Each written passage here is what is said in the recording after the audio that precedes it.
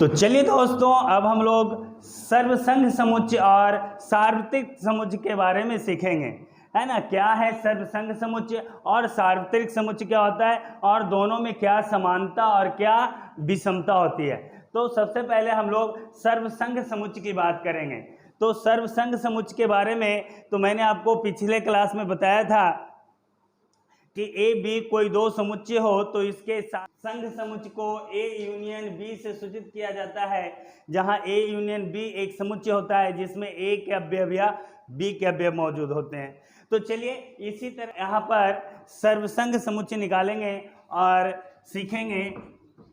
मान लिया जाए कि ए एक आपका समुच्चय है जिसमें 1 2 3 है, बी एक समुच्चय है जिसमें आपका 2 4 है, और सी एक समुच्चय है जिसका अवयव 1 3 5 है। अब इस तरह से आप ए बी और सी का सर्वसंघ समुच्चय निकालना चाहते हैं, यूनियन निकालना चाहते हैं, तो अब क्या कीजिए, ए बी सी तीनों के अवयव को मिला के लिख दीजिए, है ना। 1 है तो लिख दीजिए, 2 है तो लिख दीजिए। हाँ, एक बात है कि एक अवयव को दोबारा नहीं लिखा जाता है। यदि 2 एक बार लिख दिए हैं तो उसके बदले भी 2 दोबारा नहीं लिखेंगे, है ना। 2 लिख दिया, 3 है तो 3 लिख दिया, 4 दिख रहा है तो 4 लिख दिया, 5 दिख रहा है तो 5 लिख दिया, और तो कुछ नहीं दिख रहा है। तो इस तरह से आपने ए बी सी का सर्वसंघ समुच्चय निकाला। लेकिन सार्वत्रिक समुच्चय क्या होता है? सार्वत्रिक समुच्चय, दिए गए समुच्चयों का सार्वत्रिक समुच्चय वैसा समुच्चय होता है जिसमें दिए गए समुच्चयों के सभी अवयव मौजूद हों। तो इस तरह से हम सार्वत्रिक समुच्चय, जिसको हम लोग, है ना, U से सूचित करेंगे, तो यहाँ पर सार्वत्रिक समुच्चय में आप ले सकते हैं 1 2 3 4 5 6 7 8 9 और भी कुछ ले सकते हैं। इसका सिर्फ कहना इतना है कि हाँ, हम सार्वत्रिक समुच्चय कहलाएंगे यदि दिए गए सभी समुच्चयों के अवयव मेरे अंदर में मौजूद रहेगा। जैसे देखिए, ए में 1 2 3 है तो 1 2 3 इसमें भी है, बी में 2 4 है 2 4 इसमें भी है, सी में 1 3 5 है तो 1 3 5 इसमें भी है। तो इस तरह से ए बी सी तीनों के अवयव इसमें मौजूद हैं, तो यह तीनों का सार्वत्रिक समुच्चय कहलाएगा।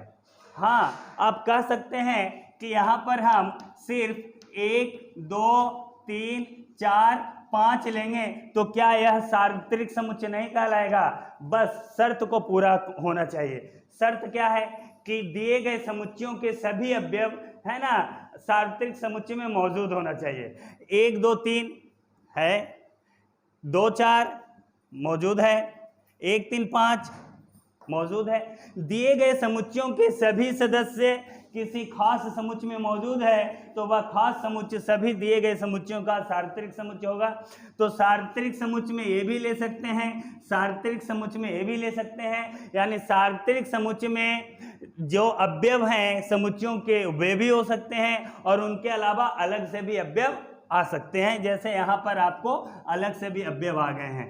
तो सार्वत्रिक समुच्चय में समुच्चयों के अवयवों के अलावे कुछ नए नए अवयव भी हो सकते हैं या नहीं भी हो सकते हैं, लेकिन यूनियन सेट में यह फिक्स है कि दिए गए समुच्चयों के सदस्यों के अलावा और कोई अलग से सदस्य नहीं होगा।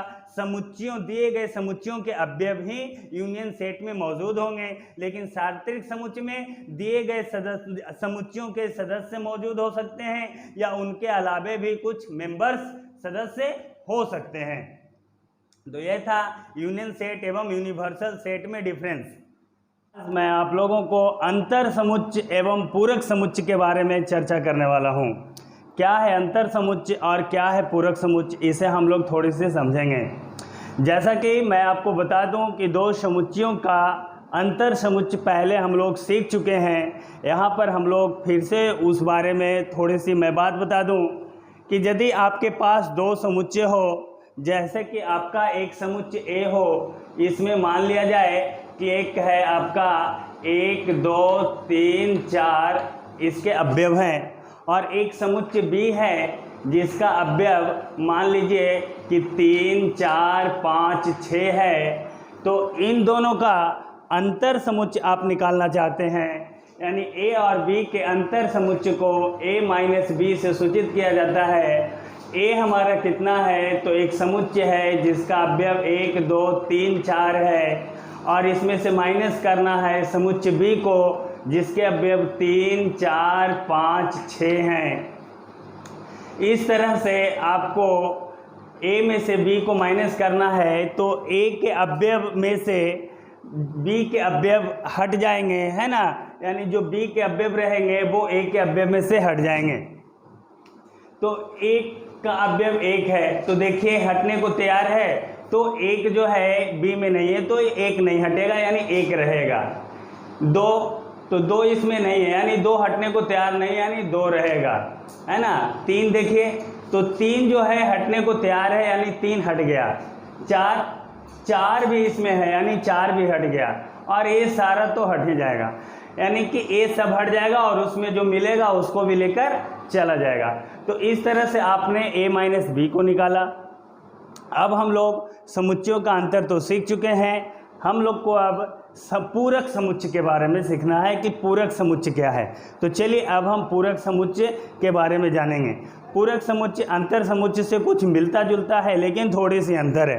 तो चलिए इस बात को हम लोग समझते हैं। हाँ तो दोस्तों चलिए अब हम लोग पूरक समुच्चय के बारे में सीखेंगे। और पूरक समुच्चय के बारे में मैं आपको बता दूं कि किसी समुच्चय A के पूरक समुच्चय को A डैश से सूचित किया जाता है, जहां A dash equal to formula होता है U माइनस A, जहां U एक सार्वत्रिक समुच्चय होता है और A आपका एक समुच्चय है जिसका आप पूरक समुच्चय निकालना चाह रहे हैं। तो चलिए अब हम इस पूरक समुच्चय को थोड़ा सा एग्जाम्पल से समझेंगे।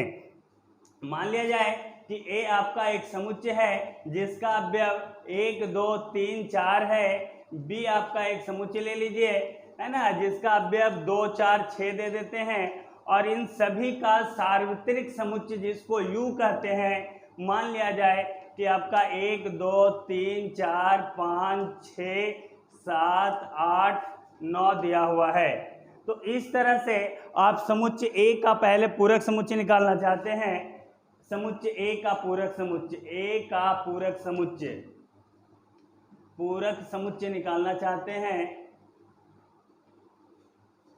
तो आपको पता है कि A के पूरक समुच्चय को A डैश से सूचित किया जाता है, और A dash equal to formula होता है U माइनस A। तो आपका U कितना है, यूनिवर्सल सेट कितना है, तो यूनिवर्सल सेट का मेंबर है 1 2 3 4 5 6 7 8 9।